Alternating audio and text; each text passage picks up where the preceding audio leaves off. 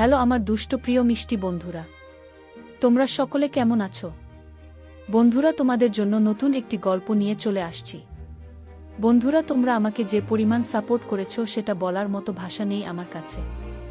বন্ধুরা, গল্পটি না টেনে শেষ পর্যন্ত দেখলে আশা করি তোমাদের দাঁড়িয়ে যাবে এবং তোমরা হাতের কাজ করতে বাধ্য হবে। চলুন বন্ধুরা, গল্পটি শুরু করি। আহানা হাঁটতে হাঁটতে হাত থেকে কাঁটা ধরে টান দিয়ে খুলে ফেলল। ইস, আমি এখন খাবার খাবো কি করে?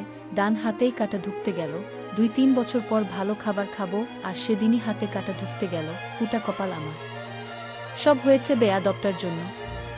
আহানা একটু হাঁটতেই সামনে রূপা আর নওশাদের সাথে দেখা হয়ে গেল তার। নওশাদ শান্তর কাছে চলে গেছে। রূপা আর আহানা হেঁটে বাসার দিকে ফিরে গেল। তারপর সেই ফুল মীরাকে পরিয়ে দিল। বিয়ে পড়ানো শেষ। আহানা খাবারের দিকে তাকিয়ে বসে আছে। শেষে বাবুর্চিকে বলে একটা চামচ দিয়ে যা পেরেছে খেয়েছে, তবে তেমনটা খেতে পারেনি। আহানা আর রূপা বিকালের দিকে রিকশা ধরে বাসায় ফিরে আসলো। আহানা এর আগে আর শান্তর মুখোমুখি হয়নি। বাসায় এসে কোনো কাজই করতে পারছে না হাতের ব্যথার জন্য। টনটন করতেছে কেমন যেন। উফ, কি যন্ত্রণা। পরের দিন সকালে উঠে আহানা রেডি হতে যাবে, তখনই মিষ্টির মায়ের ফোন আসলো। তিনি বললেন কাল মিষ্টি তার নানু বাসায় গেছিল, আসে নাই, তাই আজকে পড়াতে হবে না।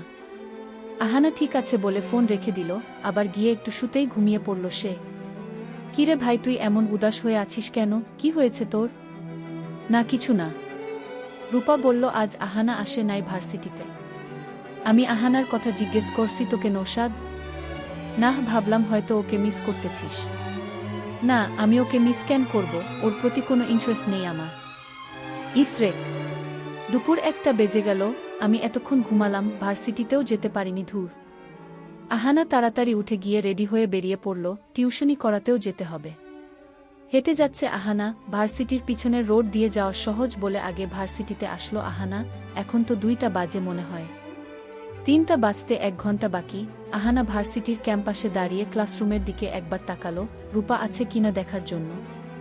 না, দেখা তো যাচ্ছে না। থাক, আমি বরং টিউশনির দিকে যাই।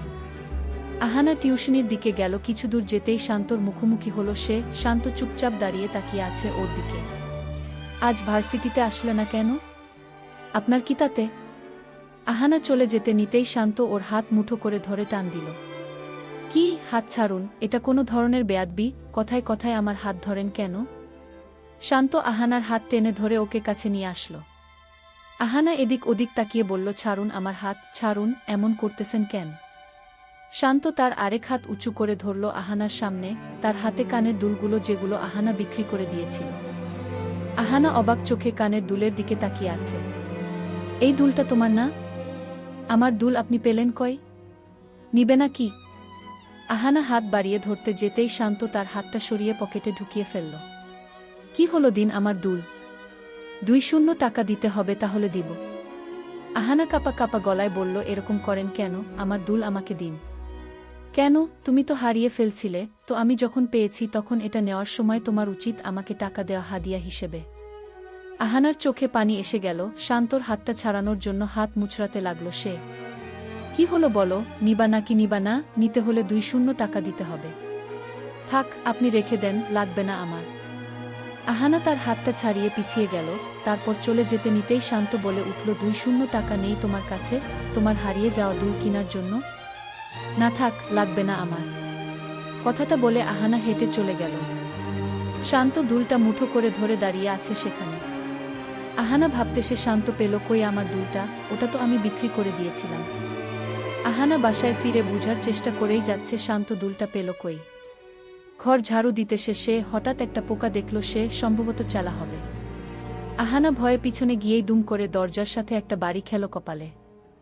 উফ, পোকার কামড় খাওয়ায় ভালো ছিল। কে জানত এই পোকার ভিয়ে মাথায় ব্যথা পাবো আমি। মাথা ঘষতে ঘষতে বিছানার উপর পাতুলে বসে পড়ল আহানা। ভয়ে করতেছে, এসব পোকা অনেক ভয়ে পায় সে। তার উপর বাসায় একা একা কি করব এখন? না খেয়েই ঘুমিয়ে পড়ল সে ভুঁইয়ে, আর বিছানা থেকে নামেনি সে। মিষ্টির আম্মু বলেছে ও এখনও নানু বাসা থেকে আসেনি।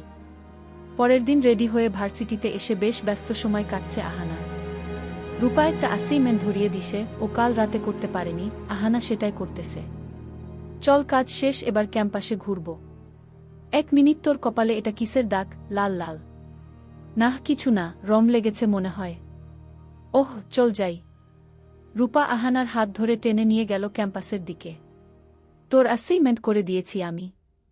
থ্যাংক ইউ বনু। ক্যাম্পাসে কিছুক্ষণ ঘোরাঘুরি করে আবারও ক্লাসে ফিরে আসলো দুজনে। ক্যাম্পাসে আজ শান্তকে আহানা দেখেনি একবারও। শুন, তোর জামাটা আমি ধুয়ে শুকিয়ে নিয়ে এসেছি, দাঁড়া, প্যাকেটটা আমার ব্যাগেই। আহানা তার ব্যাগ থেকে জামার প্যাকেটটা টান দিতেই ব্যাগ থেকে বেরিয়ে ফ্লোরে তার কানের দুল জোড়া পড়ে গেল। আরে হো হো হো আহানা, তোর কানের দুল দেখেছিস? হারায়নি এটা, তোর ব্যাগের ভিতরেই ছিল এটা। কিন্তু এটা তো। আহানা ভাবতে সে শান্ত তো ওকে এটা দেয়নি, তাহলে এটা তার ব্যাগে আসলো কি করে? আহানা ভাবতে সে ব্যাপারটা। ধুর, কি এমন ভাবিস তুই, দে আমি পরিয়ে দিই। রূপা দুলগুলো নিয়ে আহানার কানে পরিয়ে দিল।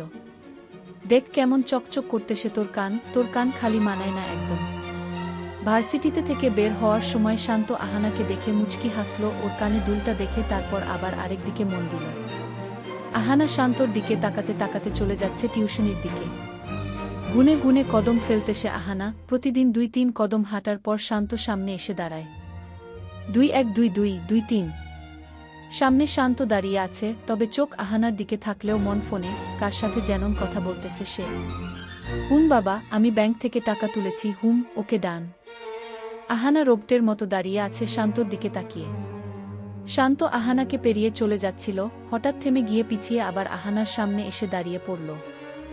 আহানা মাত্রই হাঁপ ছাড়তেছিল, শান্তকে দেখে আবারও দম বন্ধ হয়ে গেল তার। শান্ত আহানার কানের দিকে তাকিয়ে তারপর কপালের দিকে তাকালো। কি? তোমার কপালে কি হয়েছে? ররং লেগেছে? সবাইকে ধোকা দাও, আমাকে দিতে আসিও না, আমি ধোয়া তুলসী পাতা না, দুনিয়ার সব প্যাচ বুঝি। শান্ত হাত উঠিয়ে আহানার কপালে চাপ দিয়ে দিল। উহ, কি রঙে ব্যথা লাগে? আপনি একটা বেয়াদব, জঘন্যতম বেয়াদব। আহানা রেগে হনহনিয়ে চলে গেল। শান্ত হাসতে সে দাঁড়িয়ে দাঁড়িয়ে। আচ্ছা, কে রাখল দুলটা? শান্ত, কিন্তু ও যদি ক্লাসরুমে ঢুকতো, কেউ না কেউ তো দেখে ফেলতো, তখন সারা ভার্সিটি হতো ব্যাপারটা। নিশ্চয় অন্য কাউকে দিয়ে আমার ব্যাগে রেখেছে, এত ঢং না করে তখন দিয়ে দিলেই ঝামেলা চুকে যেত। তুমি হয়তো ভাবছো তখন কেন দিই নাই, এর কারণ হলো আমি রহস্য একটার উত্তর বের করার জন্য আমি তোমার থেকে 2 টাকা চেয়েছি। তুমি বললা 2 টাকা দিবে না, দুল আমার কাছেই থাক, এর মানে তোমার হাতে টাকা নেই। এবার তোমার বাসা পর্যন্ত আমি পৌঁছে যাব। রহস্য ভেদ করতে বেশ লাগে। আহানা খাটে বসে কানের দুলগুলো হাতে নিয়ে তাকিয়ে আছে। বিক্রি করা জিনিস আবার ফেরত এসে গেল, লাভ কি? আমার চাল দরকার হলে আবার বিক্রি করে দিব আমি। শান্ত একটা বল পয়েন্ট নিয়ে বসে আছে। এই মেয়েটার বাবা কি চাকরি করে না?